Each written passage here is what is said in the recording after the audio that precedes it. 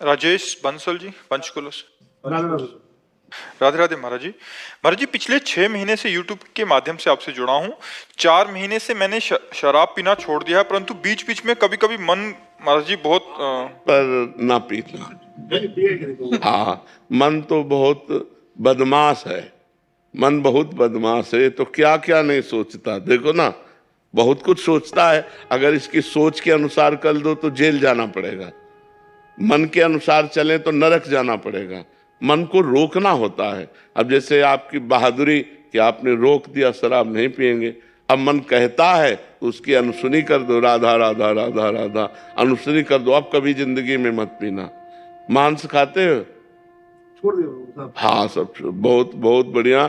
धन्यवाद, धन्यवाद आपको कि आप अपने जीवन को अच्छे मार्ग की तरफ ले जा रहे हैं, गंदे मार्ग से हटा रहे हैं। तो आप खूब नाम जप करते हैं? प्रभु दिमाग लगा रहे हैं पर ध्यान नहीं लग रहा। नहीं ना, ध्यान लगाने की जरूरत नहीं। काउंटर लो, अंगूठी की तरह हाथ में पहनो, राधा राधा राधा राधा राधा राधा। और अंदर हम जप रहे हैं राधा राधा। बस 50,000 नाम रोज जप करो, ठीक है? आज काउंटर खरीद लेना और राधा राधा नाम 50,000 बार आप कहो। फिर आप देखना धीरे धीरे आपकी जिंदगी कैसे प्रकाशित होती है। जी महाराज जी, बहुत सारे ऐसे प्रश्न आते हैं महाराज जी। आपके वचनों को सुन के बहुत सारे लोगों ने शराब, मांस, मदिरा, अंडा और व्यभिचार आदि का दोषों का त्याग किया है महाराज जी। मतलब हम पढ़ नहीं पाते, बट आप ये प्रश्न आया इसलिए आपको बता रहे हैं, क्योंकि जितने जने आए होते हैं काफियों के भाव रहते हैं आपके तक पहुंचाने के लिए। तो उन सबकी तरफ से बता रहा हूँ कि महाराज जी, बहुत सारे बच्चे, बहुत सारे जो इस व्यसनों में लग चुके थे महाराज जी, आपकी वाणी सुन के काफी परिवर्तन आया महाराज जी उनमें। महाराज जी, वो आपको धन्यवाद कहना चाहते हैं, तो सबकी तरफ से एक बार सबको प्रणाम है। और सबको धन्यवाद इसलिए देते हैं कि हमारा जीवन सार्थक कर दिया आपने। हमारा साधु बनना, हमारा प्रवचन करना, हमारा बोलना सार्थक हो गया, क्योंकि आपने अपने जीवन को बदल दिया। यदि आपका जीवन न बदले तो मेरा बोलना किस काम का, मेरा साधु बनना किस काम का। हमारे वचनों के द्वारा भगवान अगर सैकड़ों का, हजारों का मंगल कर रहे हैं तो हम अपना जीवन धन्य मानते हैं और धन्यवाद देते हैं, एहसान मानते हैं कि आप अच्छे मार्ग पर चल पड़े, आप बुराई को त्याग दिए। तो सबको धन्यवाद है जिन्होंने गलत आचरणों का त्याग करके अच्छाई के मार्ग में कदम रखा। भगवान सबका मंगल करे, स्वस्थ रखे, सबकी बुद्धि पवित्र हो। शिवा चौधरी जी। राधे राधे महाराज जी। महाराज जी प्रणाम। महाराज जी, जब से मैंने होश संभाली है, या जब से मुझे सही या गलत समझ आने लगा है, तब से मैंने कभी किसी को सताया नहीं, ठगा नहीं, पैसे नहीं मारे, धोखा नहीं दिया या गलत नहीं किया। महाराज जी, फिर भी ना जाने क्यों एक डर के साथ जी रही हूँ। मुझे समझ नहीं आ रहा, जब भी सो के उठती हूँ या एक अलग सा डर मेरे को सताता रहता, बहुत डिप्रेशन हो जाता है। ये कोई पाप है जो पूर्व का है। वर्तमान में तो आप ईमानदारी से चल रहे, पूर्व का पाप नष्ट करने के लिए नाम जप कीजिए, अधिक से अधिक नाम जप कीजिए, निर्भय हो जाएंगी। देखो, हम रोज मृत्यु से लड़ रहे हैं, दोनों किडनी खराब है और भयानक कष्ट रहता है, लेकिन ना हमें मृत्यु का डर है, ना मुझे पीड़ा है, ना मुझे कोई शोक है। मैं हर समय आनंदित रहता हूँ। क्यों? क्योंकि भगवान का नाम हमारे पास है, राधा नाम हमारे पास है। अगर ये ना हो तो जैसा आप कह रहे हैं, हम अब डिप्रेशन में चले जाएं, लेकिन हम आनंदित हैं, हम प्रसन्न। सत्य कहते हैं, हम बिल्कुल प्रसन्न रहते हैं, बिल्कुल हमें कष्ट नहीं है, सब कष्ट होते हुए भी। तो हम आपको बता रहे हैं कि अगर हम शोक से, भय से, चिंता से, दुख से निवृत्ति पाना चाहते हैं तो हमें खूब राधा नाम जपना चाहिए। तो जैसे जैसे राधा नाम बढ़ेगा और पाप नष्ट होगा, आप निर्भय होते जाएंगे, आपको एक आनंद मिलने लगेगा। अब जैसे मृत्यु है, तो मुझे लगता है जिस दिन मैं मरूंगा तो मेरी प्रियाजू की सखियां आएंगी और मुझे अपने पास ले जाएंगे। मुझे डर नहीं है कि हमारा कुछ छूट जाएगा, हमारा कुछ है ही नहीं तो क्या छूटेगा। हमारे तो प्रभु हैं, वही मिलने वाले हैं। शरीर छूटा, प्रभु से मिल गए। तो मृत्यु का भय तब लगता है कि हमारा पुत्र छूट जाएगा, पति छूट जाएगा, मकान छूट जाएगा, हमारे रिश्ते छूट जाएंगे, बैंक बैलेंस छूट जाएगा। ये सब छूटना है, उसको पकड़ो जो छूटना नहीं है। प्रिया प्रीतम, किशोरी किशोरजू, ये कभी छूटने वाले नहीं है। तो नाम जप करते हुए यदि हम अपना जीवन व्यतीत करें तो हम निर्भय हो जाएंगे, निश्चिंत हो जाएंगे, निशोक हो जाएंगे। जी। वेदा जी पंजाब से। राधे राधे गुरु जी। राधे राधे महाराज जी। महाराज जी, जब कभी कोई किसी के प्रति बुरा विचार आए या कोई गलत सोच आए जो हम करेंगे नहीं बट अंदर आ रही है, तो महाराज जी अपराध है क्या? अपराध तो नहीं है, कलयुग का एक प्रभाव है। कलिकर एक पुनीत प्रतापा, मानस पुण्य होए और नहीं पापा। कलयुग में मानसिक पुण्य तो लागू हो जाएगा, पाप लागू नहीं होगा।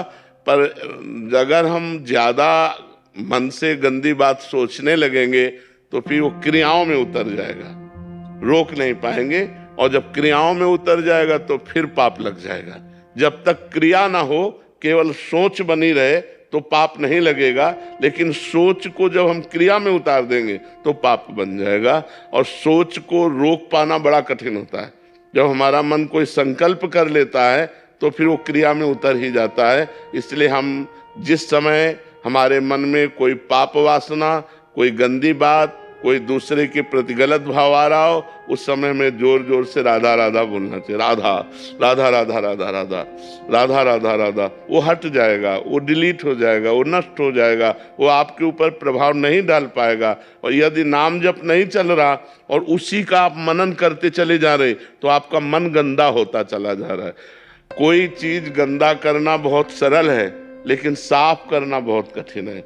मन को गंदी बातों का चिंतन करा के आप गंदा तो कर सकते हैं, लेकिन मन को नाम जप करके पवित्र करना बहुत समय लगता है।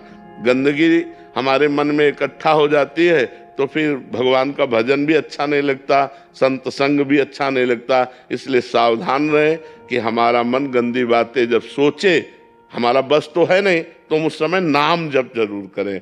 नाम के द्वारा वो अपना प्रभाव नहीं दिखा पाएगा और वो नष्ट हो जाएगा। राजवीर जी फरीदाबाद से।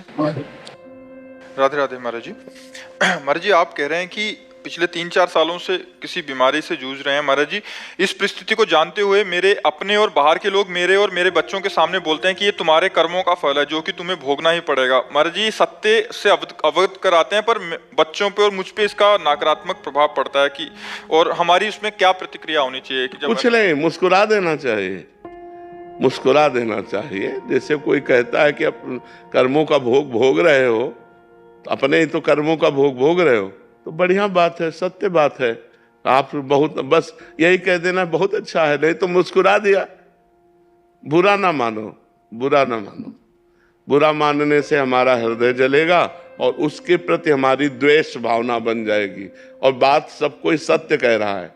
जैसे कोई कहे ना, तो कर्म का ही तो भोग, अगर कर्म हमारा ना हो तो हमारा शरीर स्वस्थ रहे, हमारा सब, तो हमारे कर्मों का ही, यद्यपि वो हमारा उपहास कर रहा है, ये नहीं कहना चाहिए। किसी रोगी को या किसी दुखी को या किसी वृद्ध असहाय को हम ऐसे वचन बोलें जिससे उनको सुख पहुंचे। कर्म का भोग तो भोग ही रहे हैं, लेकिन हम ऐसे वचन ना बोले। ये मतलब वचन के द्वारा कष्ट देना है, दुख देना है, टॉर्चर करना है। ये वाणी का टॉर्चर है, जो वाणी के द्वारा कर रहे हैं, ये उनका अपराध बन रहा है। लेकिन आपको केवल मुस्कुरा देना चाहिए। आपको मुस्कुरा देना चाहिए कि भगवान की जैसी इच्छा। आप मुस्कुरा करके उस बात को टाल दें, उसे हृदय में न लावें। चेतना जी ग्रेटर नोएडा से। राधे राधे श्री हरिवंश। राधे राधे महाराज जी। गुरुदेव, हम ये सुनते हैं कि यदि हमें कुछ समझ ना आए तो हमें हमारे अंतर्ज्ञान की आवाज सुननी चाहिए। गुरुदेव, कच्चे या शुरुआती दौर के साधकों को ये आश्वासन कैसे हो कि हमें वो आज्ञा हमारे अंतर्ज्ञान से नहीं, गलत है। जब हमें कुछ समझ में ना आवे तो शास्त्र सम्मत सिद्धांत के ज्ञाता किसी संत से मिलना चाहिए। हम मन की आवाज और आत्म आवाज में भेद नहीं समझ पाएंगे कि हमारा मन बोल रहा है ये हमारी आत्मा बोल रही है। आप उसका निर्णय नहीं कर पाएंगे, क्योंकि मन भी तो बोल रहा है। जो मन बोल रहा है वही लोग कर रहे हैं, इसलिए दुर्दशा को प्राप्त हो रहे हैं। मन क्या भी बोल सकता है, मन गलत भी बोल सकता है। तो हमारी जो आत्मा की आवाज होती है उसको सुनने के लिए अध्यात्म साधना चाहिए। साधारण व्यक्ति के अंदर जब वो उठती है तो उसे अनसुनी करके वो मन की आवाज को सुनता है, वो आत्मा की आवाज को। अगर आत्मा की आवाज सुनने लगे तो सब संत बन जाए, अंदर से सब महात्मा हो जाए। लेकिन उस आत्मा आवाज को, उस गुरुदेव की बात को, उस भगवान की बात को हम ठुकरा देते हैं। ऐसे वो स्फुरित होती बहुत धीमे। ये गलत है, नहीं करना चाहिए। बस इसके बाद मन अपना राज्य उसके ऊपर साबित कर देता है, नहीं ये कुछ नहीं होगा, बस ऐसा करते हैं अभी आनंद मिलता है, अभी मस्ती मिलती है, अभी सुख मिलता है, और वो गंदा खान पान, गंदे आचरण, गंदा व्यवहार ऐसा करने लगता है। हमें लगता है अपनी बात को सही समझने के लिए शास्त्र स्वाध्याय होना चाहिए और संतों के वचन सुनने चाहिए और उनसे मिलान अपने मन की बात की करनी चाहिए। यदि उनसे बात मिलती है तो धर्मयुक्त है, अगर नहीं मिलती है तो अधर्मयुक्त है। अधर्मयुक्त आचरण हम ना करें, ये बात भगवान श्री कृष्ण ने कही। तस्मात् शास्त्रम प्रमाणन्ते कार्या अकार्यो व्यवस्थितौ, क्या करना चाहिए क्या नहीं करना चाहिए इसके लिए शास्त्र प्रमाण है। तो हम शास्त्र स्वाध्याय करें, अगर शास्त्र स्वाध्याय हमसे नहीं हो पा रहा तो हम संतों से बात करें, जो भगवान के प्रेमी जन हैं, जो महान संत हैं, उनसे हम बात करें तो हमारा सब निर्णय ठीक हो जाएगा। अगर हमारी बात संत और शास्त्र से मिलती है मन की, वो धर्मयुक्त है, और जो संत शास्त्र से नहीं मिलती वो अधर्मयुक्त है। हम अपनी आत्मा की आवाज को सुनने लायक नहीं है, हमारे अंदर इतनी पवित्रता नहीं है कि हम अपनी आत्मा आवाज को सुनकर उसके अनुसार चल पड़े। हम मन की आवाज तक ही पहुंच पाते हैं, आत्मा की आवाज तक नहीं पहुंच पाते। मनोज जी, जोधपुर। राधा वल्लभ श्री हरिवंश महाराज जी। महाराज जी, 2 वर्ष से YouTube के माध्यम से आपका सत्संग व एकांतिक वार्तालाप सुन रहा हूँ। श्री जी के बल से मांस, मदिरा, प्याज, लहसुन सब छोड़ दिया है, आपकी आज्ञा अनुसार चलने का प्रयास भी कर रहा हूँ। महाराज जी, मानव जीवन का परम पुरुषार्थ क्या है महाराज जी? भगवान का साक्षात्कार कर लेना। अगर भगवान का साक्षात्कार नहीं है तो जीवन मिट्टी है। क्यों? क्योंकि जब हमारा शरीर छूटेगा तो ना परिवार हमारे साथ जाएगा, ना बैंक बैलेंस साथ जाएगा, ना हमारा कोई मित्र साथ जाएगा, ना हमारा कोई पद साथ जाएगा, ना हमारा शरीर हमारे साथ जाएगा। जाएगा तो किया हुआ भजन साथ जाएगा, किया हुआ पाप कर्म या पुण्य कर्म, ये साथ जाएगा। तो हम पाप कर्म तो कर ही रहे हैं, क्योंकि धर्म का ज्ञान नहीं है तो हमसे पाप कर्म हो ही रहे, थोड़े बारे पुण्य हो रहे। तो मनुष्य जीवन यदि भगवत साक्षात्कार नहीं कर पाया तो पाप पुण्य के फलस्वरूप नरक स्वर्ग भोगता रहेगा, उसका आवागमन नहीं मिटेगा। साधन धाम मोक्ष कर द्वारा, पाई न जे परलोक संहारा। ये मनुष्य जीवन परलोक संभालने के लिए कि हम ऐसा भजन करें कि अपने गृहस्थी के कार्य करते हुए, नाम जप करते हुए, अच्छे आचरण करते हुए भगवान को प्राप्त हो। अगर भगवान को प्राप्त नहीं हुए तो ये आवागमन जो है ना, कभी सुअर बनना, कभी कुत्ता बनना, कभी अन्य योनियों में जाना, क्या क्या कष्ट भोगना है। इसलिए नाम जप जरूर करो। मनुष्य जीवन का लक्ष्य है नाम जप करके भगवत प्राप्ति करना। और नाम जप के लिए बैठने की जरूरत नहीं, फावड़ा चलाते हुए, व्यापार करते हुए, नौकरी करते हुए, गोली चलाते हुए, युद्ध करते हुए भी हम नाम जप कर सकते हैं। तस्मात् भगवान कह रहे सर्वदा सर्व कालेषु माम निस्मर युद्ध च, मेरा स्मरण करते हुए, युद्ध माने अपने कर्तव्य कर्म को करो, इसी से भगवत प्राप्ति हो जाएगी। और मनुष्य जीवन का लक्ष्य भगवत प्राप्ति। बड़ा दुर्लभ मनुष्य जीवन है, इसे लोग समझ नहीं रहे। शराब पीकर, मांस खाकर, पराई बहन बिटिया की तरफ गंदी दृष्टि करके अपना जीवन नष्ट कर रहे हैं। खूब नाम जप करो, अच्छे आचरण करो, इसी से भगवान प्रसन्न होते हैं। शालिनी सिंह जी। श्री हरिवंश महाराज जी। महाराज जी, भूरी सखी जैसा विरह प्रेम कैसे प्राप्त होगा साधक को? भूरी सखी जैसा आचरण हो जाए तो ऐसे विरह हो जाए। 24 घंटे में भूरी सखी जी एक बार सेवा कुंज जाते थे, उनका नाम भोलानाथ जी महाराज है। और जो चने बंदरों को फेंक दिए जाते थे, बंदर नहीं खाते थे, ठुड्डी जो, वो बीन कर एक मुट्ठी 24 घंटे में वो पाते और यमुना किनारे बैठे राधा राधा राधा राधा।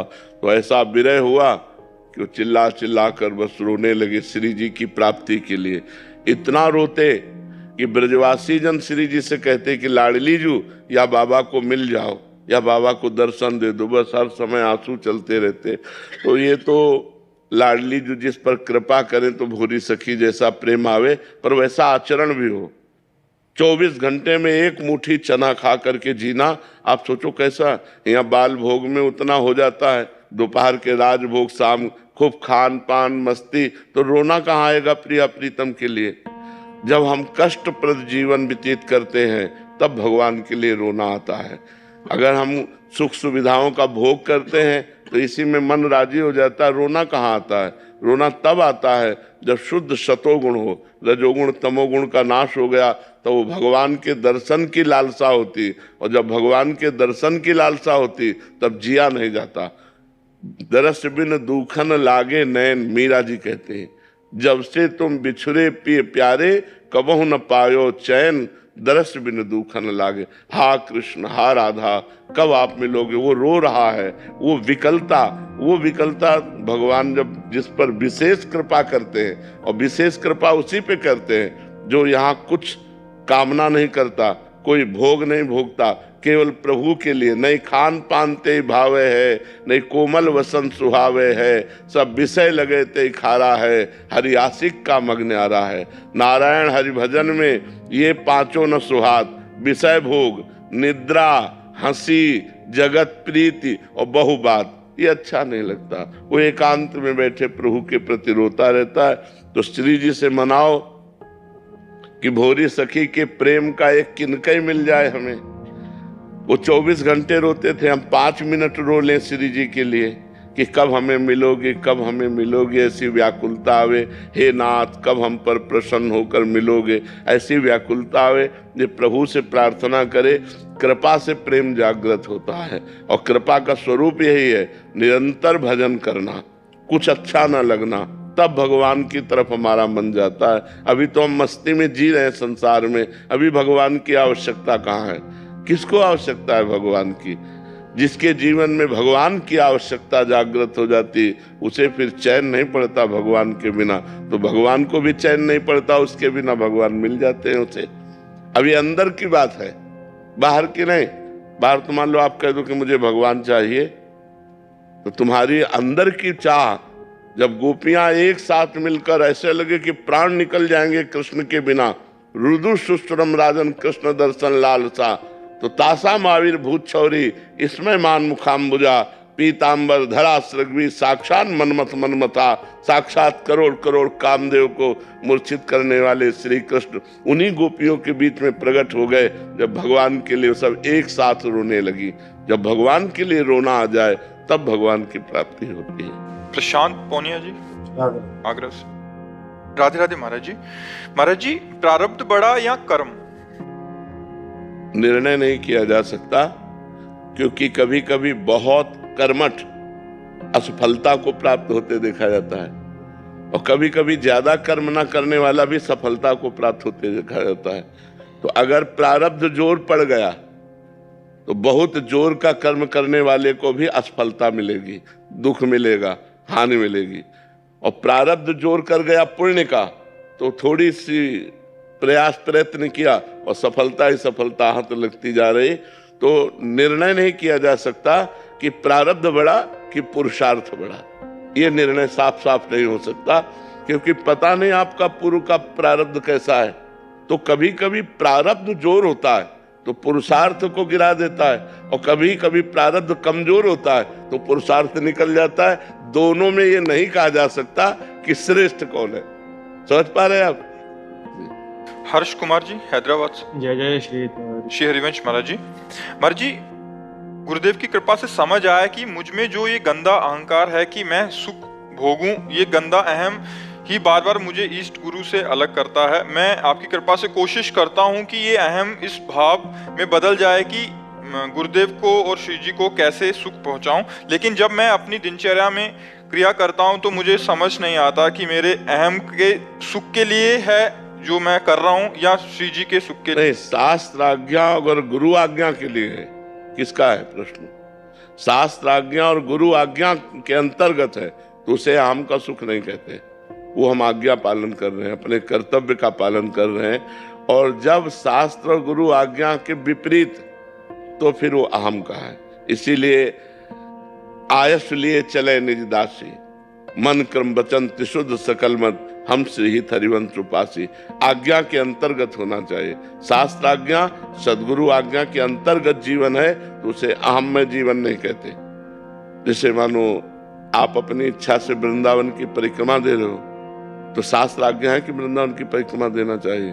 तो उसमें हम अपने अहंकार को पुष्ट नहीं करते, उसमें भगवान की बड़ी कृपा कि शास्त्र सम्मत बात वृंदावन की परिक्रमा हो गई, भजन हो रहा है, गुरु ने आदेश किया है, जीवन पवित्र रखना चाहिए, ये शास्त्र आदेश कर रहे हैं, गुरु आदेश, इसमें अहंकार की गुंजाइश ही नहीं है। ये तो हम आज्ञा का पालन कर रहे हैं। अहंकार की गुंजाइश तब होती है जब हम संत और शास्त्र गुरु आज्ञा के विपरीत चलते हैं, तब अहंकार बढ़ता है। ऐसे अहंकार नष्ट होता है। जब हम आज्ञा में चलते हैं तो अहंकार नष्ट हो जाता है। तिनकी संगति रहत जाति कुल मद सब नंसई, संतत सेवक सदा भजत जे श्री हरिवंशई। जो प्रिया प्रीतम का भजन कर रहे हैं, उनकी बात मानने से, उनका संग करने से अहंकार गलित हो जाता है, नष्ट हो जाता है, जो जन्म मरण का हेतु है। संस्कृति मूल शूल प्रदनाना, सकल शोक दायक अभिमाना, ताते करे कृपा निधि दूरी, सेवक पर ममता अति भूरी। जो गुरु आज्ञा में, शास्त्र आज्ञा में चलता है, उसका अहंकार नष्ट हो जाता है। जो मनमानी चलता है, उसका अहंकार पुष्ट हो जाता है, और अहंकार पुष्ट होने पर दुर्गति होती है, और अहंकार नष्ट होने पर भगवत प्राप्ति होती है। अंजू सोनी जी, जयपुर। राधा वल्लभ श्री हरिवंश महाराज जी। महाराज जी, हम आपके द्वारा दी गई दिनचर्या का पालन करते हैं तो मन बहुत प्रसन्नता होती है, लेकिन जब यहाँ आके साधकों को श्री जी की सेवा करते हुए देखते हैं या भजन करते हुए देखते हैं तो ऐसा लगता है कि हम तो कुछ भी नहीं कर रहे। अच्छा है, ये होना चाहिए, इसीलिए संत समागम करते हैं, तो हमारे अंदर कभी अहंकार नहीं आएगा। जैसे ऊंट है ना, वो अपने को जब गाय भैंस के बीच में देखता है तो बहुत बड़ा मानता है, लेकिन जब हाथी पहाड़ इनको देखता है तो उसका अहंकार नष्ट हो जाता है। तो ऐसे ही हम 2-4 माला कर लिए, थोड़ा आज्ञा पालन करें तो हमें लगता है हम भक्त हैं, लेकिन जब हम भक्तों को देखते तो हमारा कहते लो ऊँट जब पहाड़ के नीचे आएगा तो उसको पता चलेगा। तो ऐसे ही जब हम महान संतों को देखते, भजनानंदी साधकों, तो हमारा अहंकार गलित हो गया कि यार इनके आगे क्या, ये तो रात दिन श्री जी की सेवा में भजन में लगे। इसीलिए साधु संग किया जाता है, उसी के कारण अभिमान नष्ट होता है। जो साधु संग करते हैं वही कारण है जो हमारे अभिमान को नष्ट करे, अन्यथा नहीं। अभिमान नष्ट होता ही संतों के संग से कि यार इतने तपस्वी, इतने ब्रह्मचर्य से रात दिन भजन में लगे हुए, संसार से मतलब नहीं, हम लोग तो कहाँ इनकी बराबरी कर सकते हैं। अहंकार नष्ट हो जाता है जी।